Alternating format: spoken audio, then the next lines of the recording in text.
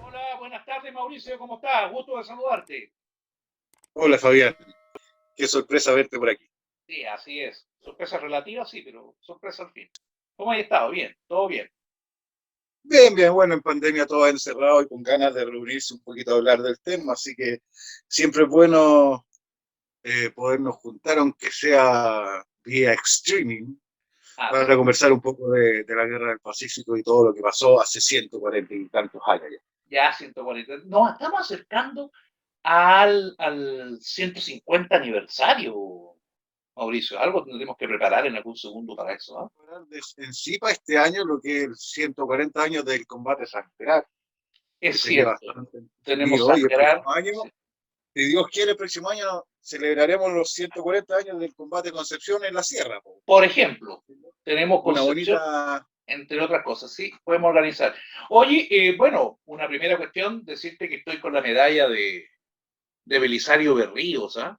Aquella medalla que tú me regalaste y que tiene que ver con la medalla a propósito de Lima, de la campaña de Lima, de las batallas de Chorrillos y luego de Miraflores. Y fíjate que tengo en mis manos también aquel certificado que venía junto con las medallas. ¿Ah? Está bonito. Esto es un bonito regalo que me hiciste hace tiempo atrás y pues me pareció apropiado que comenzáramos este primer encuentro que tenemos con Conversando la historia de la GP para los efectos que pudiéramos intercambiar algunas ideas. Bueno, Y esa es la idea, pues, sí, hablar un poquito más sí. de los que no están y de los que nos legaron todo lo que tenemos bueno en estos momentos. Bueno, yo estoy partiendo de la base que todos los que nos están viendo en este minuto, Mauricio, nos conocen. Yo espero. Pues, si no es así, permítanme de todas maneras en principio decirle que estoy junto con Mauricio Pelayo González, que es un investigador histórico militar que además tiene una peculiaridad. Su cantidad de información y la generosidad que ha tenido con sus informaciones es extraordinaria. De tal manera que hemos tenido la oportunidad de conocer enorme cantidad de información que nos ha venido entregando Mauricio. ¿Cuántos libros llevas ya editado, Mauricio?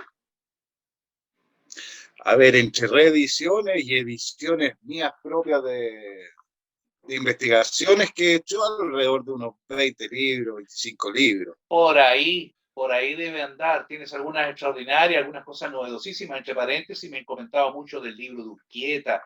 Por cierto, todo lo que tiene que ver con Angamos y uno que te celebraba más de una oportunidad, que es el libro de todas las bajas ocurridas, los que no volvieron, ¿no? Bueno, porque es que ese libro yo creo que una de las satisfacciones más grandes que me ha dado, igual que mi trabajo de los nominales de la Guerra del Pacífico. ¿Por qué? Porque principalmente es el primero en su estilo y el único existente con fundamento y con fuentes que acredita la cantidad de muertos y quiénes fueron los muertos y dónde murieron de la guerra. Entonces, es un homenaje como póstumo con nombre y apellido, no solamente un número que es lo que normalmente se hace. Entonces, la finalidad de todo mi trabajo, de estos 20 y tantos años de trabajo que llevo de la Guerra del Pacífico, es sacar de los olvidados a los veteranos. Y los nominales ha sido lo que más me ha gustado. Y los libros de biografías también, Cierto. que ya llevo 3 tomos, que se llaman 140 años, 140 héroes olvidados. En cada uno hay 140 personajes, la mayoría desconocidos, y que, bueno, gracias a un trabajo de investigación y mucho cariño, han salido Sí, sí, a la luz, se han dado a conocer. Y sí, esa es la finalidad, y lo hemos conversado mil veces tú, contigo, que la finalidad de todo esto es que el veterano, es que la historia esté por sobre nosotros, que somos quienes tratamos de darla a conocer. así es. Nosotros no existimos, es mejor de darle crédito a los veteranos del 79. Nosotros solo pintamos el escenario un poco, nada más somos una especie de tramoyistas de todo esto. ¿Ah? Hacemos tramoya nada más de lo que en realidad es la guerra del Pacífico. ¿Ah? Nos entretenemos en ello. Bueno, déjame celebrarte, por eso es que también le hemos colocado como una especie de subtítulo a estos programas que estamos haciendo, tu frase de los héroes olvidados, que está también en tu página web, por cierto. Y recuerdo en esto que hay dos páginas web que somos las que estamos dedicadas a difundir lo que es la Guerra del Pacífico. Uno que es la Guerra del Pacífico.cl, que pertenece a Mauricio, y Guerra del Pacífico.cl, que es la que tengo el gusto de manejar yo, de colocar el material allí. Bueno, y por mi parte... Hay un punto importante, Fabiana. Tú tenías otra página de la Guerra del Pacífico que cuando nos conocimos nosotros, cuando tú estabas viviendo en Perú. Así es. Entonces, es súper importante que tú lo des a conocer porque la gente no tiene idea que tú no llevas 5 años, que es lo que ha aparecido acá en Chile con el tema, sino que ya estabas tratando el tema desde Perú, donde viviste mucho tiempo, con otra página que quizás no, en estos momentos la gente no se acuerda porque desapareció hace rato, pero tu trabajo viene de bastante tiempo atrás.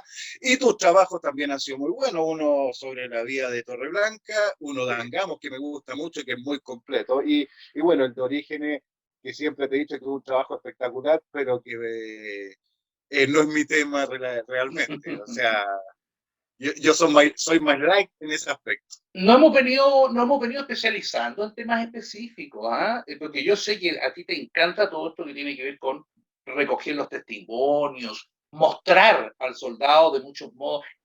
Te has metido mucho en ese territorio de lo que hoy día se puede decir perfectamente la historia de las grandes mayorías, ¿ah? Es la historia de la gente común, de la gente que muchos desconocen. Entonces, has hecho una contribución y yo espero por mi parte, efectivamente, con mis 3 libros publicados hasta ahora, que son efectivamente de Caldera Tacna, que es el donde tú recuerdas los testimonios de Rafael Torres, que ha tenido un éxito estupendo, ¿ah? La gente lo ha apreciado muchísimo, muchísimo ese libro. Pero es que todo lo que tenga que ver con el Atacama y con el gran capitán, el soldado poeta, yo creo que es Sí, algo de mucho interés gracias a Inostroza también, porque es un así es, personaje místico, de fantasía, pero real. Y eso es lo así es. entretenido que tiene el personaje mismo. Sí, dejando claro que no tiene las características de Leonora Latorre, por si acaso, la Leonora Latorre no. Está bien, ese cuento aparte, que lo comentaremos en algún minuto, que aparece mucho en la red de pronto, situaciones como esta.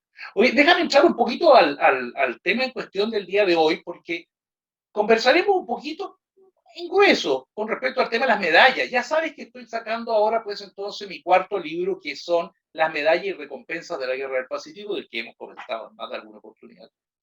Y que tenía que ver fundamentalmente con esto, cómo es que se hace, cómo es que al final um, recompensan, no solo materialmente, sino incluso desde la perspectiva de su moral de combate a los soldados de la guerra.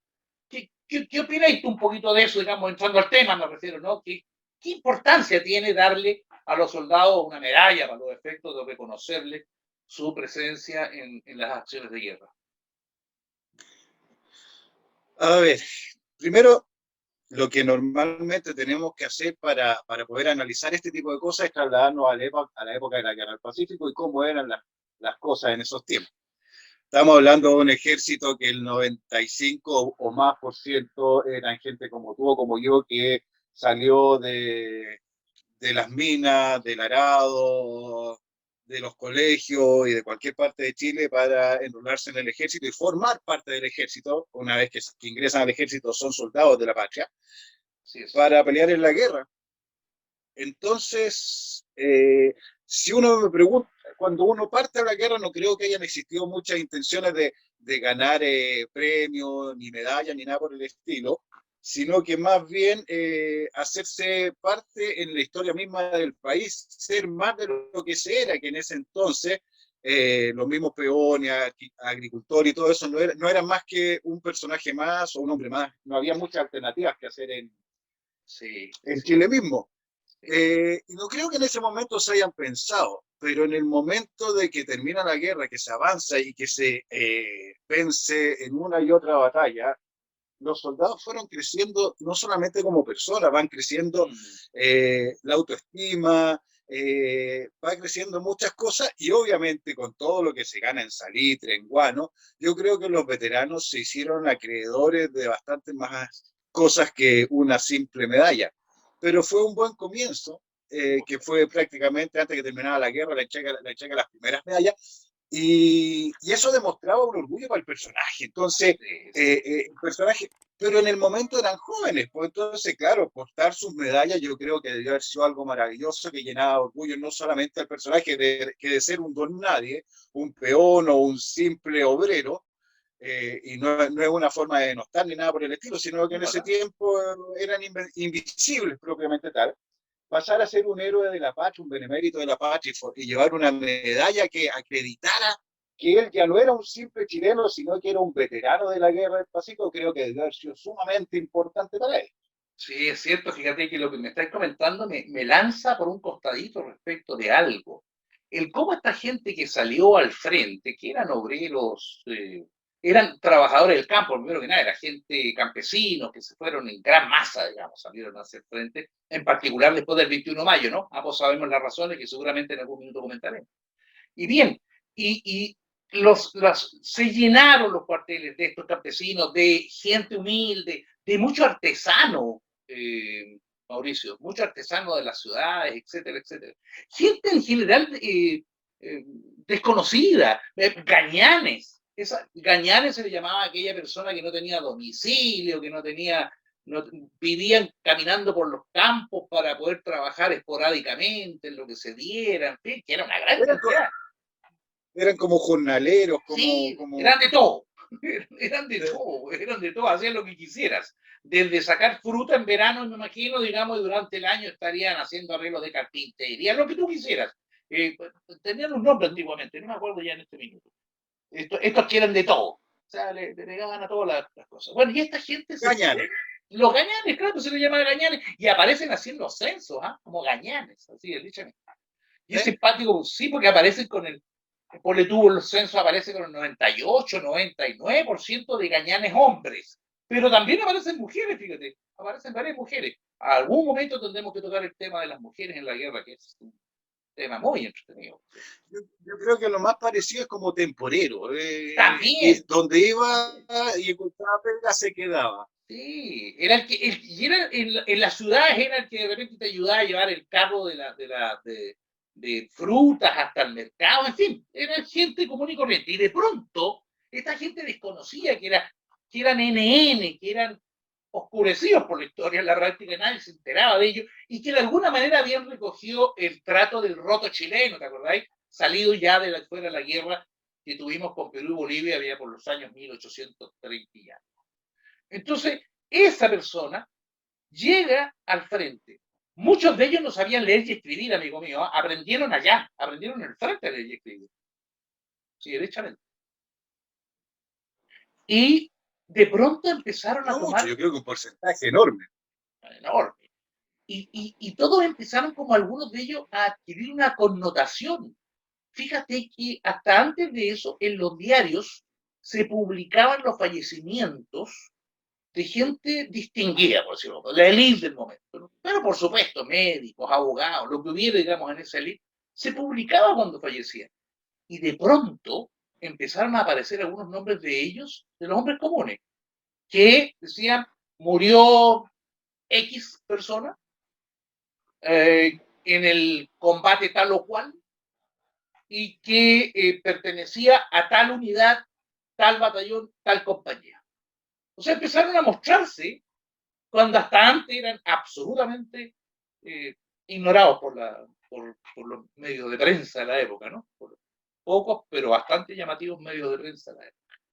Entonces hiciste un punto que es entretenido en eso, muy entretenido, cómo los viejos se fueron metiendo poco a poco, ¿no? En presencia, tomaron estatura, empezaron a ser, no sé, se empezaron a sentir empoderados, por decirlo de algún modo, como podríamos decir. Los viejos Empezaron a sentir visibles. visibles, exactamente, excelente término, porque efectivamente empezaron a ser visibles.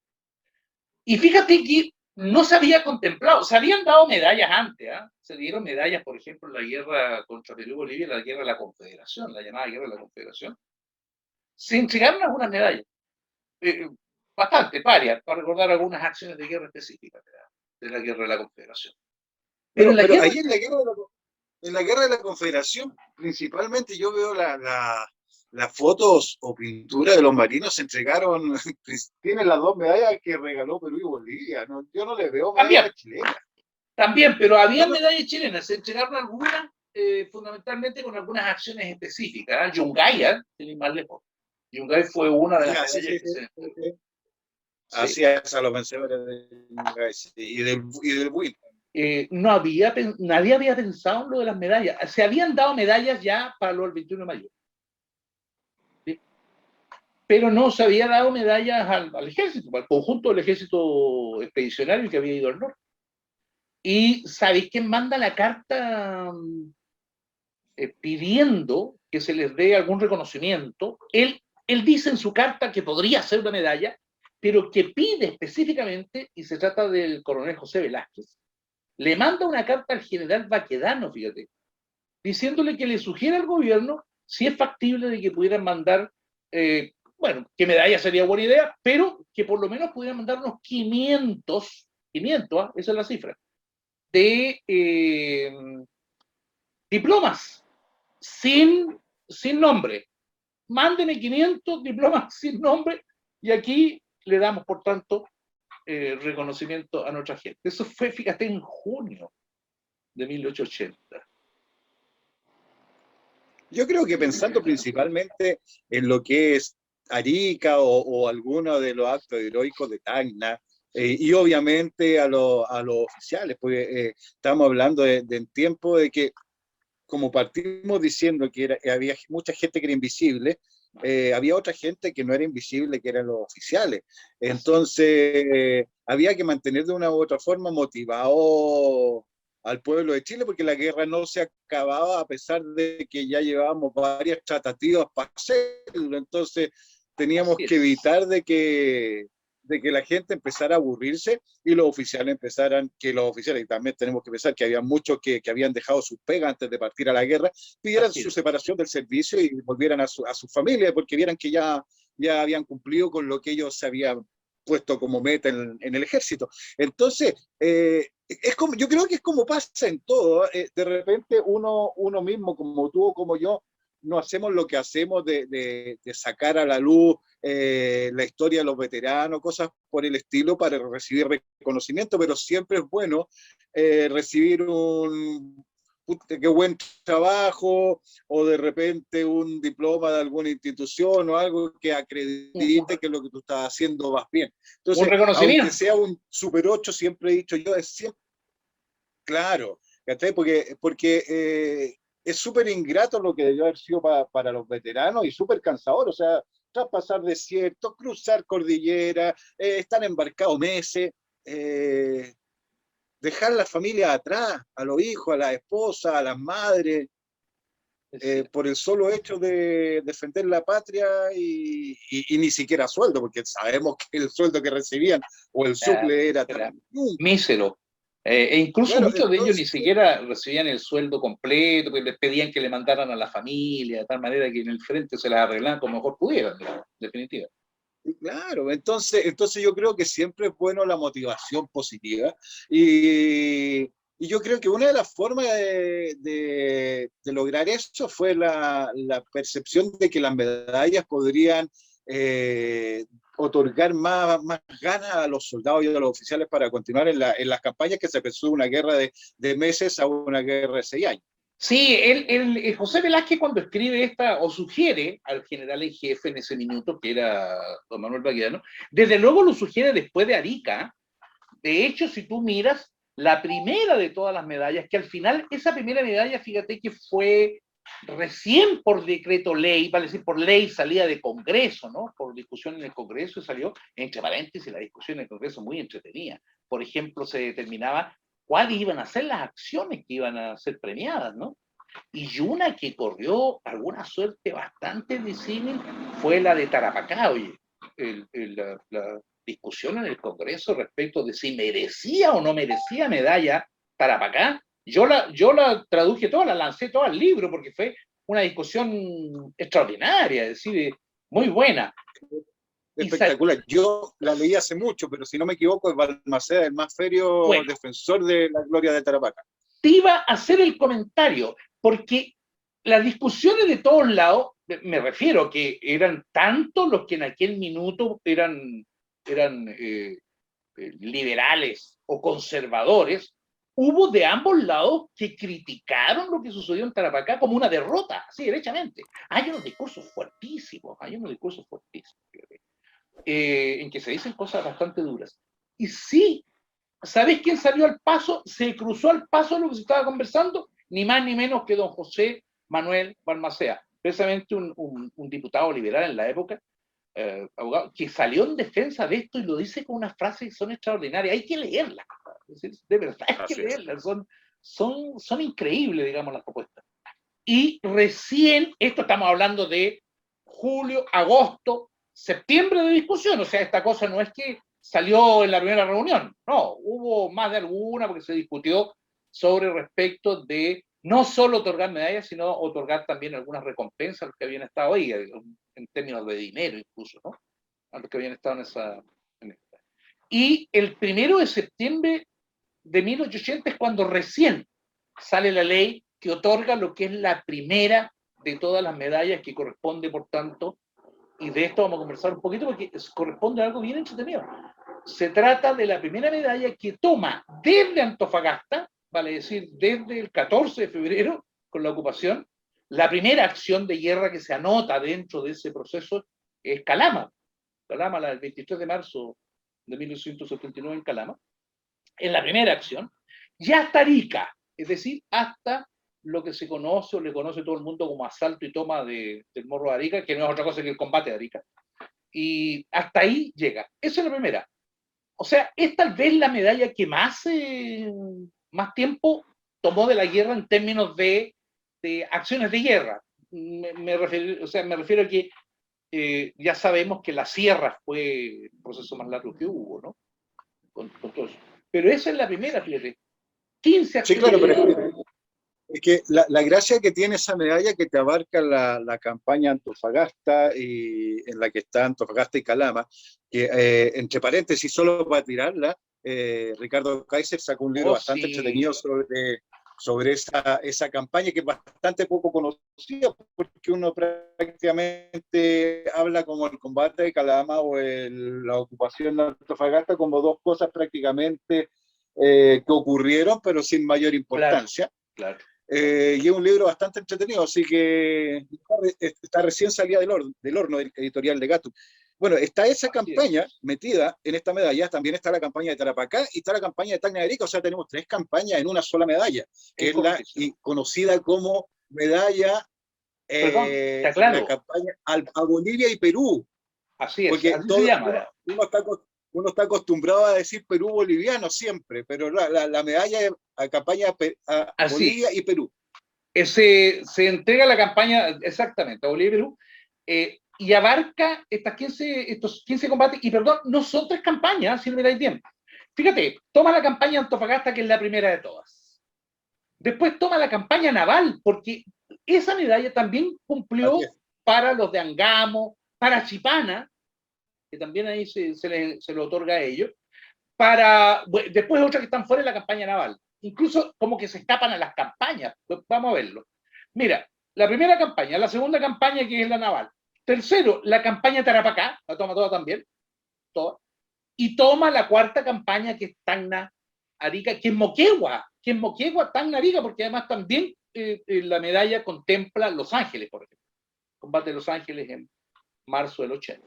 Entonces... Sí, es una apreciación personal. Yo creo que Moquegua está incluida en Tacna y Arica, porque es una forma de librar de enemigos el mismo territorio.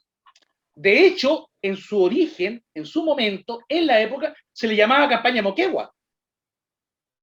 Ese fue su nombre original. Así se le llamaba. Y por ahí también está el combate de Buenavista, que lo conoce Pedro, Juan y Diego solamente, o sea... Bueno, y como te digo, o sea, es súper importante, y por lo menos para mí, el combate de Los Ángeles, que es el 22 de marzo de 1880, es parte de lo que conocemos como la campaña de Tacna y Arica. Y entre medio hay combates que o enfrentamientos, o pequeñas escaramuzas que uno prácticamente no conoce, y uno de esos es el combate de Buenavista-Osama. Osama Bin Laden no es Sama, Los pajonales de Sama, no de Osama. Sí, Dejémoslo claro. ese es un lugar que queda al norte de Tacna. Así es correcto. Yo estuve hace unos 4 años ahí y es un pueblito chico, pero es bastante pintoresco, bastante bonito. En la plaza principal, que no tiene prácticamente ni cemento, hay un busto de Bolognesi. Bueno, y cuéntame un poco, y aquí te quiero sacar un poco, porque tú estás haciendo el primer libro relacionado con las medallas de la Guerra del Pacífico, y por eso lo estamos esperando. Perdón, para el 1 de junio cierra la preventa, disculpa, aviso, 1 de junio cierra la preventa. Sí, el primer libro sobre el tema. Así que va a ser el puntapié inicial de cualquier otra cosa que salga relacionado al tema. Bueno, que espero que sirva como una especie de provocación para que otros le empiecen a meter puntas. De hecho, ayer, déjame hacerte un comentario rápido. Jorge Chang, que ya lo reconocemos ambos, el investigador histórico militar del Perú, peruano, me preguntó si solo contemplaba las medallas de Chile. Yo le dije, sí, en efecto, contempla solo las medallas de Chile. Y me dijo, sería un buen esfuerzo poder hacer uno donde estuvieran las medallas de todo y a lo mejor hasta estudiar las medallas de Bolivia, que las haya, por cierto. Sí, vale. No, sí las hay. Son muy posteriores a las medallas chilenas o a la guerra misma. Son más o menos del tiempo en que se hicieron las de sangrar y ese tipo de cosas. Pero bueno, después entramos a eso. Sí, después entramos. Mira, tú me hablaste de que hay alrededor de 15 acciones o 15 barras en la primera medalla, que es la campaña Bolivia al Perú. Así es. El normal de la gente no conoce la cantidad de enfrentamientos que hubo, que pueden ser tan importantes como para tener una barra en una medalla. Ya, pues, y como tú estás haciendo ese libro, sería súper bueno que desglosaras cuáles son las barras que van en la primera medalla, que es la campaña Bolivia y Perú. A ver, a propósito de lo que me comentabas, hoy día estamos a 30 de mayo. Perdón, de abril. Ya me metí a mayo, amigo mío. Mañana ya comienza el 1 de mayo. Por eso seguramente vamos a tener que conversar un poquito sobre lo del 21 de mayo. Tenemos que hacer. La próxima. El mes de las glorias navales. Mes de glorias navales. Así que, por tanto, el próximo encuentro va a ser para conversar respecto al 21 de mayo, si te parece bien. Pero bien, fíjate que yo lo puse en Facebook y lo repartí a Instagram también, que son las 15 acciones de guerra que se contemplaron para esta primera medalla. Y de las cuales, al menos, esto tengo que usar porque, usted sabe, hay que usar algunos, ¿cómo le llaman? Torpedos. ¿No es cierto? Torpedos. Pero rápido. Son 15 operaciones. O sea, 15, perdón, acciones de guerra. La primera de ellas, o sea, no, las terrestres como tal, son 8. Hay 8 acciones terrestres. Yo las dividí en 8 acciones terrestres como tal, en las que están colocadas tales algunas como, por ejemplo, bueno, desde luego Calama, lo comentamos, está Aguasanta, que es la famosa combate Germania, ¿no? De Pampa Germania en Tarapacá. Y en Tarapacá también tiene entonces la batalla de San Francisco y por supuesto también lo que estamos discutiendo, ¿no? Lo que se llamaría la batalla de Tarapacá. Y Pisagua.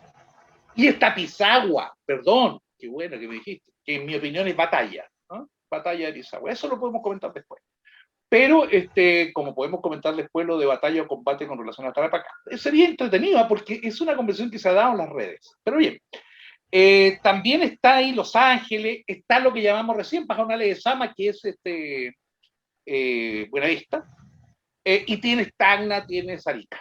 Ahí están metidas esas acciones. Hay 6 acciones navales.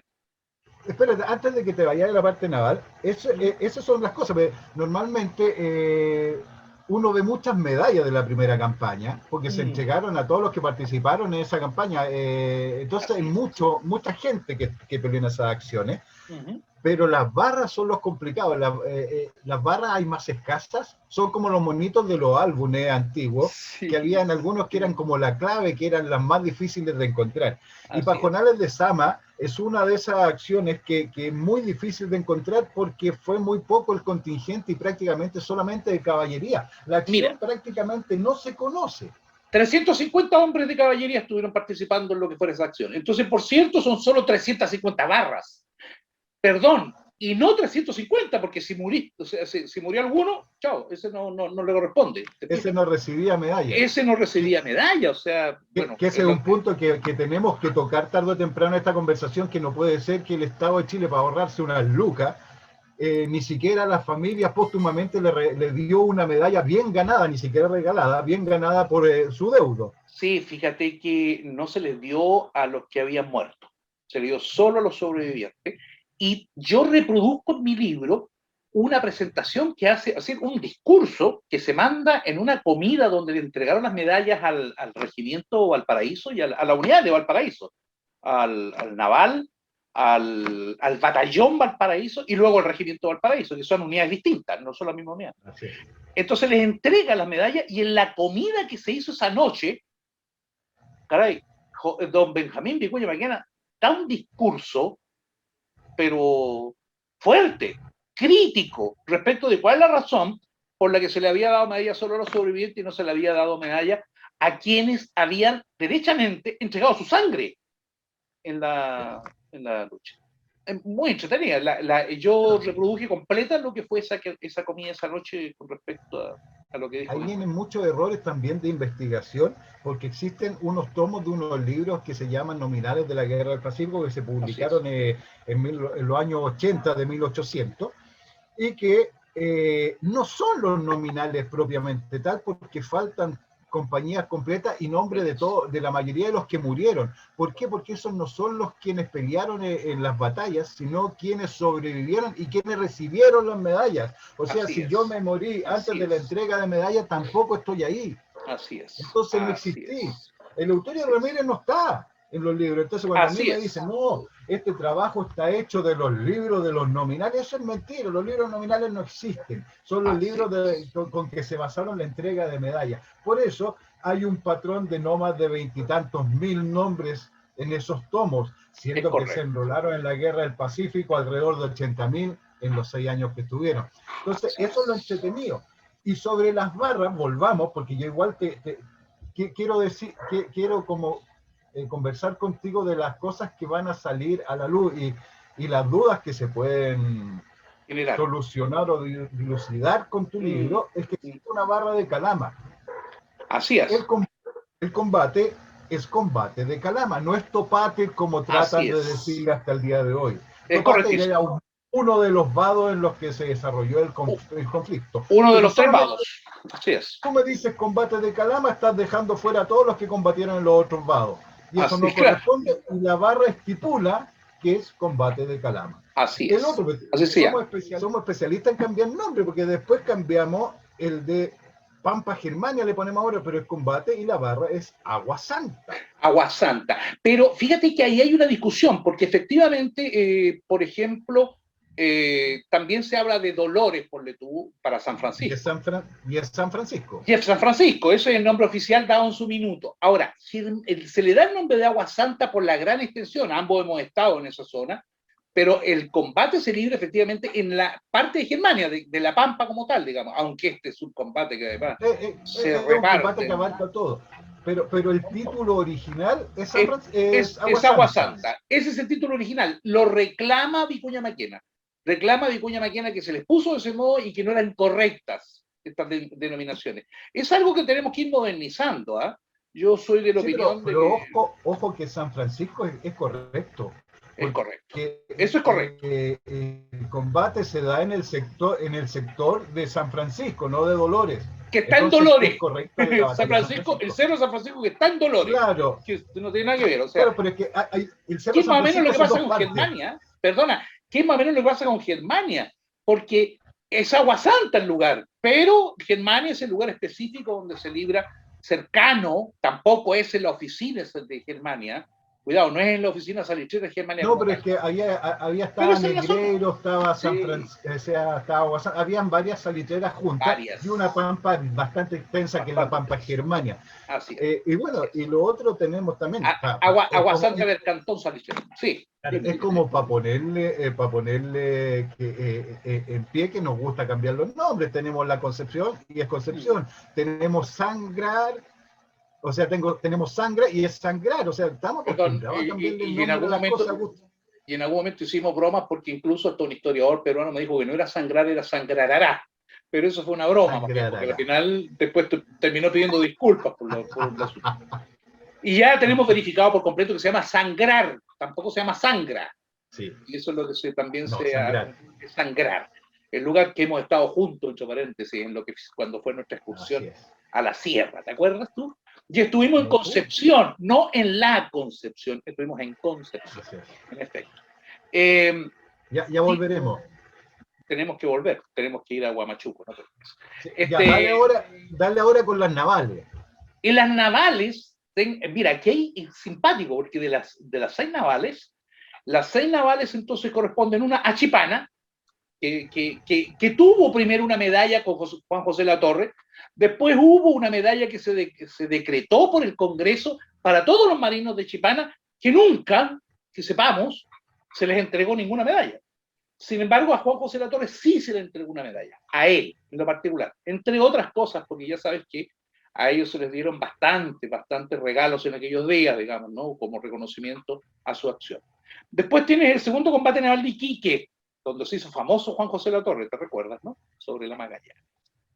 Luego tienes, claro, luego tienes el combate naval de Antofagasta, famosa, la pelea donde el Aptao ahí recibió un disparo directo, digamos, que significó las muertes están ahí, ¿eh? En el Aptao es ahí donde está la mayor cantidad de bajas ocurridas aquel día. Tenemos Angamo, fíjate, Angamo pertenece a esta primera medalla.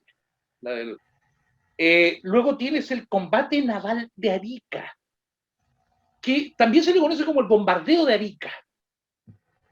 ¿Te recuerdas? 27 de febrero del 80. Es correctísimo, donde muere Thompson, donde muere el capitán Manuel Thompson.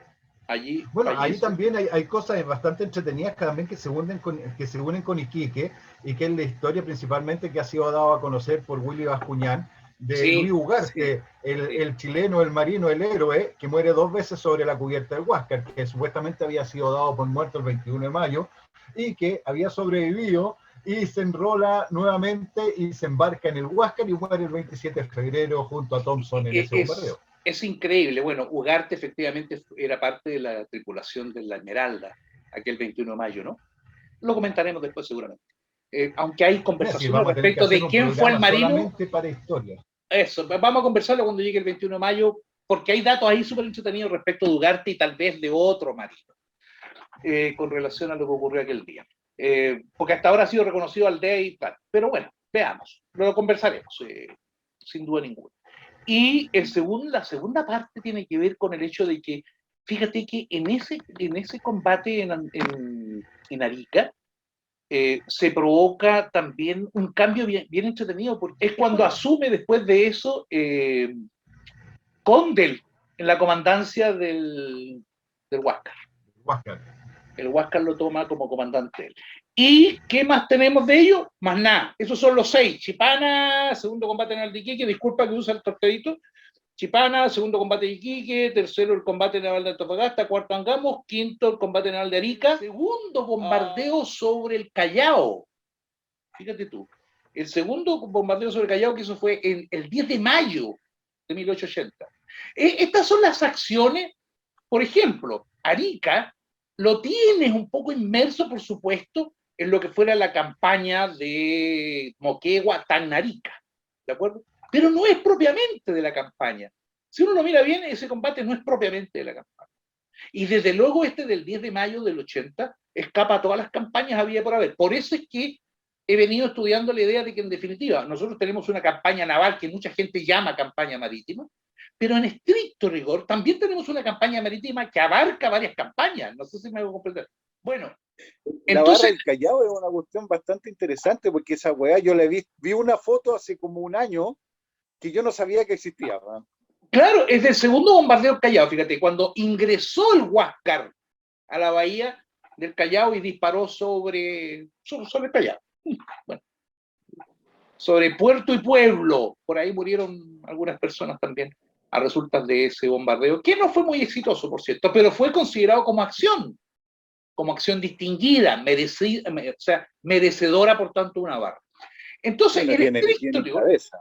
No, pero bueno, Eh, en estricto rigor, entonces, la primera medalla tiene 15 barras, pero habrá, por tanto, marinos y soldados que recibirán 2, 3, 4, algunos varias, ¿eh? Algunos varias.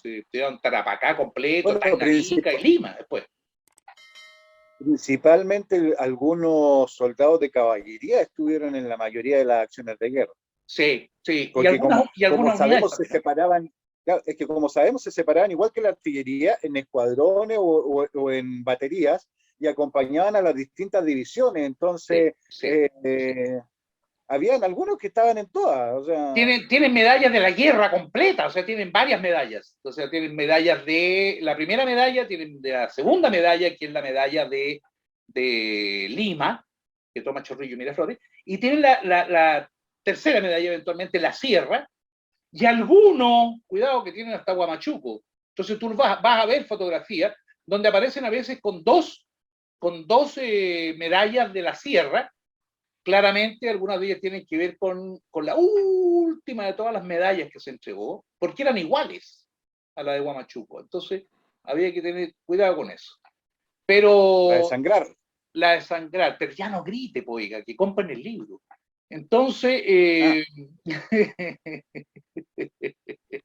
entonces porque yo también tuve la confusión a un segundo creyendo de que la última de todas las medallas era Huamachuco, pero lo conversamos los dos y tú me entregaste una información que fue muy valiosa, como siempre, que tiene que ver con la de sangrar, que es novedosa y que se le debe haber repartido a un puñado, a un estricto puñado de gente que estuvo en Huamachuco. Eso es la verdad. ¿Sí? Porque ya quedaban vivos, ¿cuántos? En 1910. Ya, bueno, ya dije todo. Pero ¿cuántos quedarían vivos? Poquísimos. poquísimo, Muy poquísimo. pocos. Oficiales, algunos. En fin. Sí, Esas claro, son las... y muchos pudieron no haberse enterado nunca de que entregaron esa medalla, porque Así es. no teníamos internet ni estaban las comunicaciones como las conocemos hoy día. Así que, Fíjate que se deben haber entregado varias medallas posterior, pero hasta el año 1883, hasta 1883, te lo checo como dato, y lo entregaré un dato redondo, no voy a decir la cifra exacta, eso está en el libro. Pero me refiero que, fíjate que 11.000, alrededor de 11.400 hombres son los que reciben la primera medalla, y son muchos más, son los que combatieron y los que siguieron viviendo, así que tienen que haberlas pedido a posterior algunas de ellas. A 1.000 y pico oficiales, 1.100 y algo oficiales. En la segunda campaña, para decir la de Lima, ahora se le entregan a algo más de 17.000 soldados y algo más de 1.700 oficiales y jefes a los que se les entrega también la segunda medalla, que es la de Lima, y que se refiere a las batallas de Chorrillo San Juan, que uno si la mira, en realidad es lo mismo, y la de Miraflores, por supuesto. La de Miraflores, por supuesto. En mira, total se entregaron 33.000 medallas hasta el 83, ¿eh? que es 33.000. poco, Muy es poco, poco. pues, muy poco. Poco.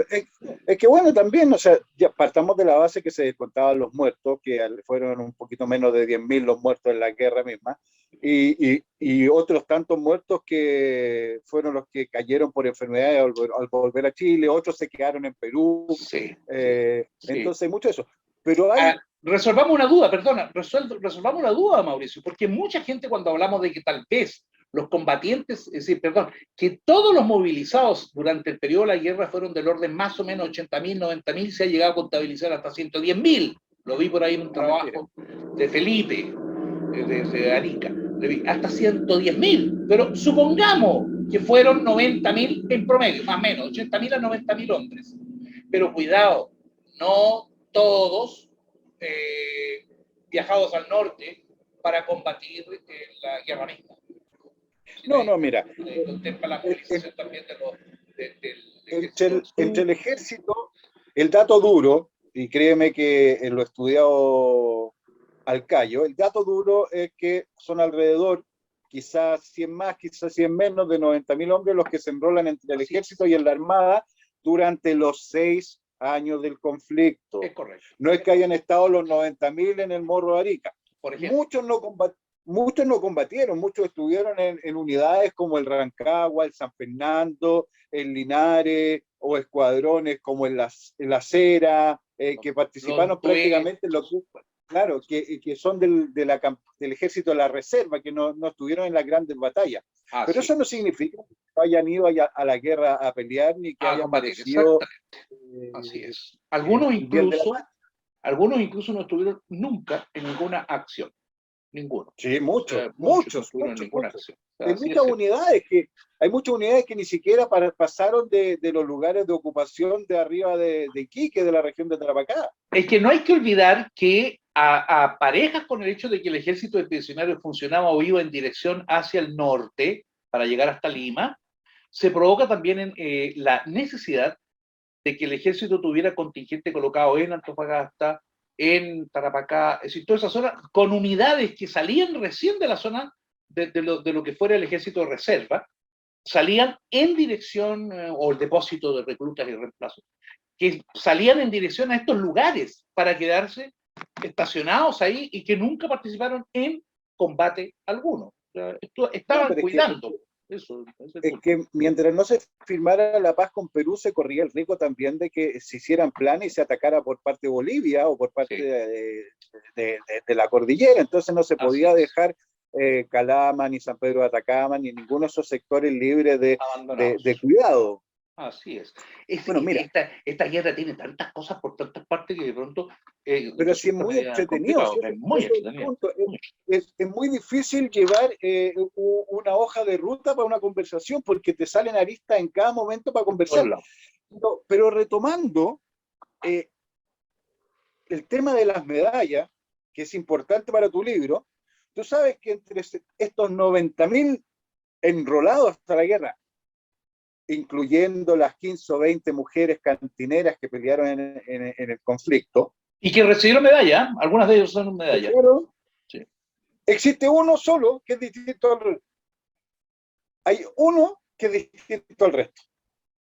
Hay un solo personaje, un solo veterano, que estuvo el 21 de mayo, que tiene la medalla el 21 de mayo, que tiene la medalla de la primera campaña a Bolivia y Perú, que tiene la medalla a la campaña de la Sierra y que tiene la de Huamachuco. Las 4 generales es un solo personaje el que las tiene, que es Ramón Rebolledo Álvarez.